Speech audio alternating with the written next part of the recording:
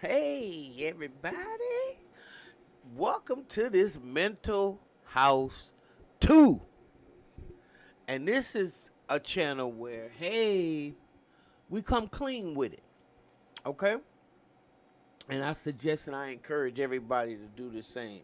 You can also go to Mental House TV, and there where we do um, mostly stories and just things that affect the community and the people in America in general, and maybe even international. But this channel here, I talk about coming clean with stuff that we've hidden for such a long time, and I'm gonna lead it off. I'm gonna start it, and as I'm doing the YouTube channel, I want you to know that a lot of these stories are too racy for YouTube, so they got to go on Patreon. But I can start them here and I can give you enough information that if you want to continue to listen to it, I would suggest that you become a Patreon for $5. Okay? And there you can engage, talk about your experiences with the same thing, talk about how much of a jerk I have been, and a lot of other people have been. But the the premise to come clean with it is to get some shit off your chest, okay?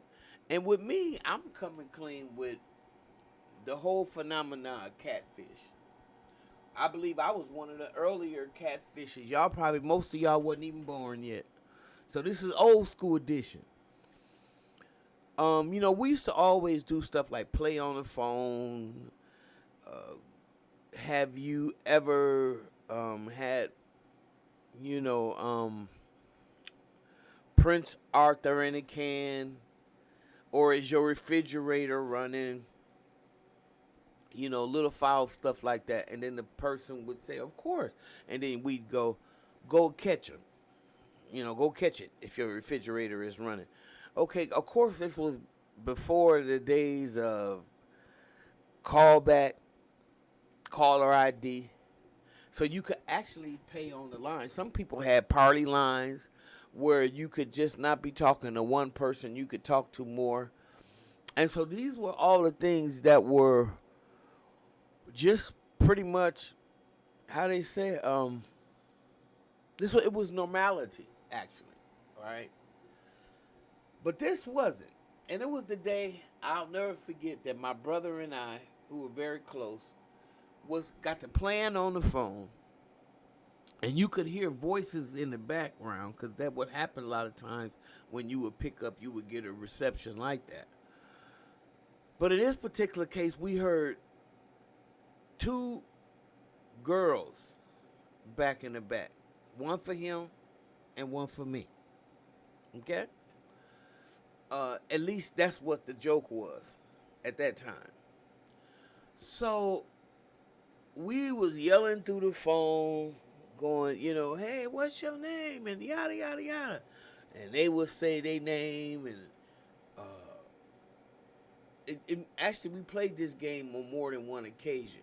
But for some reason, this was the one that stuck. Okay? Just so y'all know, first and foremost. So what happened was the person understood our phone numbers. And let me just call them Mary. Now, I don't even want to call them Mary. Let's call them Mallory. Okay? So Mallory got the phone number. Mallory called. My brother talked to Mallory first, and then he said, because we would have played this game. This is my brother. So he put the phone to me because I wasn't comfortable with my sexuality at all. I was afraid to be who I was, and because of the outside noise. Okay, so these are the games we would play for me to get off and have fun with my sexuality and have fun with um, basically coming out of the cage. All right. My brother never judged me. Anything I did and anything I said, it was okay with him, and I love him for it to this day. Love you, Jake. But anyway, we got a hold to these young girls, and I talked to one on the phone. When they gave me the phone, he gave me the phone for Mallory. Mallory had the sexiest voice. I'll never forget it. Me being a kid that everybody talked about how different I sounded. Of course, it wasn't just because I sang. It was because they was like, God, you got a different sounding voice. You sound like a guy. I'm like, yeah, I hear it all the time. My mama was the first person that told me that. When I came out the womb, she was like, all the other babies was like, wah, wah. And you was like, So I never felt good about hearing my voice come back speaking because I knew it was very low.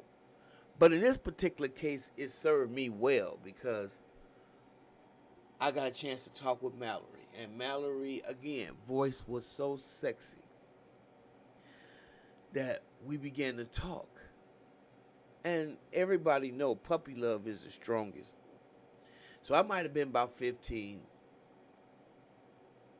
14 or 15. And Mallory was a few years older than me.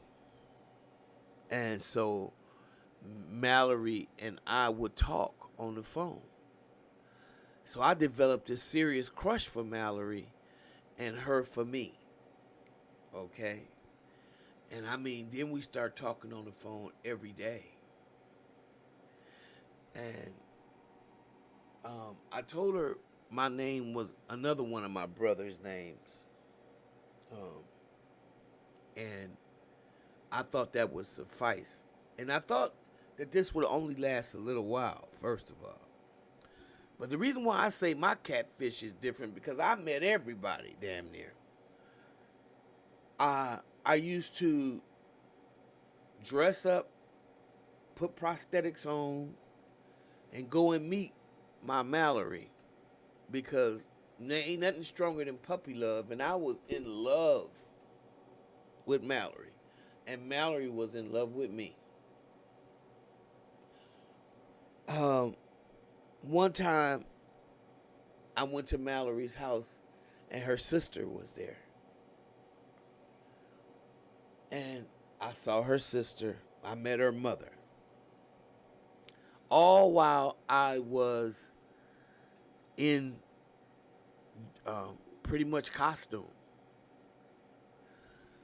And, they got used to seeing me. I got used to going over there. At that time, people didn't talk about transgenders and homosexuals and things of that nature. At least they didn't like that. And so I was able to get away with it. But then, like I said, I started falling in love. And then falling in love was real serious. Because ain't nothing stronger than puppy love. I used to go over Mallory's house. We used to kiss. We used to grind. Mallory was in love with me. And her. The worst part about it was I was not who she thought I was. And for that, I would always wonder when I was going to get caught, how I was going to get caught. But I was too far gone. I was in too deep and I couldn't get out. So I went through a period where I act like I was out of town and I was talking to her from out of the city. That still didn't deter. Because I realized that when a woman loves, she does love for real. So I couldn't get rid of Mallory. I just kept falling deeper and deeper into her grasp. And with that being said, nobody couldn't tell me nothing. Okay? Let me stop this story right now because I don't want to go too much into it. And I want to keep the video nice and sweet. So this is Old School Catfish Part 1.